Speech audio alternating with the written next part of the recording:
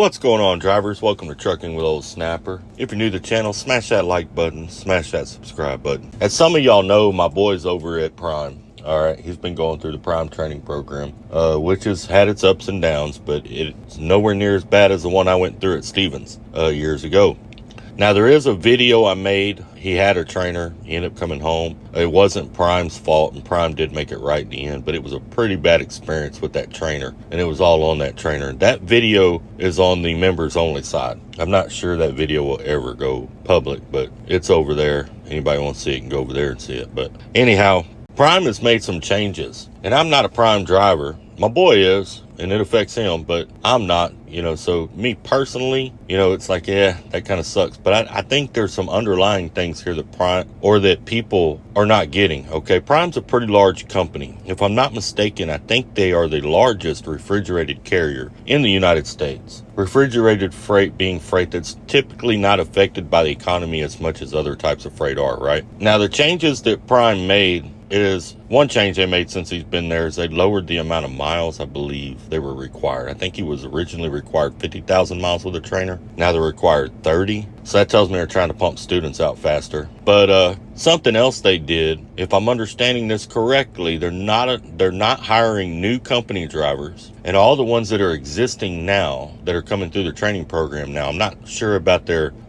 solo company drivers at the present moment, but I do know the ones going through the training. Once they're done with training, if they want to stay company, they have to team. If they want to be solo, they have to lease. Now, here's what that tells me. All right, if you think about this as a company perspective, why is Prime doing that? They're not doing it for the driver's benefit. It ain't got nothing to do with the driver. It has to do with the company itself. It has to do with the CEO and the COO, the owners of Prime Inc., right?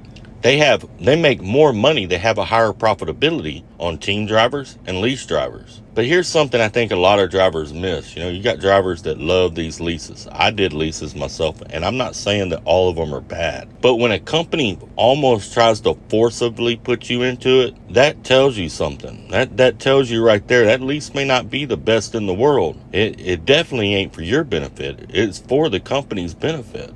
So people need to think about that kind of thing. If you're thinking about going to Prime or you're thinking about leasing, if you owned a company, you're worried about your bottom line. You're worried about your dollar going into your pocket, right? I mean, every company out here works that way. They try to do as much as they can for you, but at the end of the day, they got a family to feed. They got a company to take care of, and that's what they're worried about. A lease driver is more profit to a company than a company driver. And it's pretty simple. One, all the responsibility is on the driver, not on the company, and that takes a lot of cost off of the company. And pretty much everything that the driver makes, pure profit for the company, because they don't have any other responsibility for the truck, maintenance, or fuel.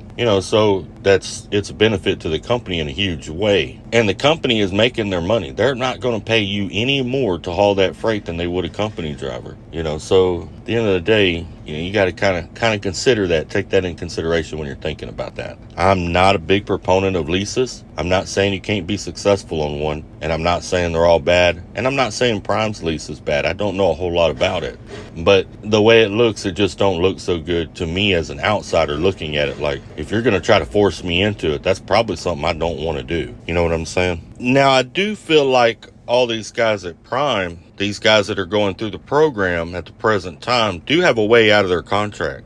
And it may be already happening. I'm not too sure about it. Because if you think about it, a driver, if you're in the training program right now, you were hired under the presumption that once you finished training, you had a choice to being a solo company driver or a lease operator. It was your option, or go team, right? Well, now Prime has switched it up on you in the middle of your contract and told you that you can only be a team company driver or a lease driver.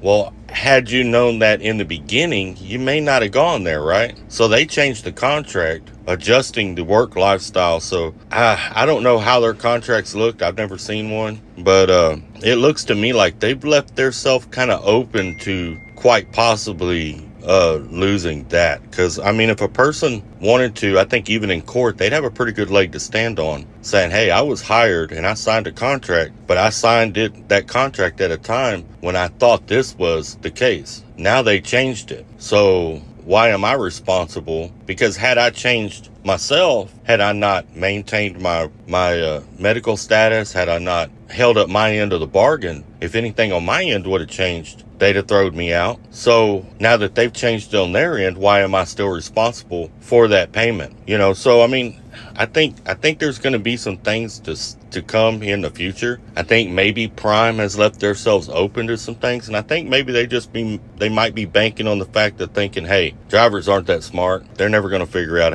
how to do this or go about that. Who knows? Who knows what the situation is, man?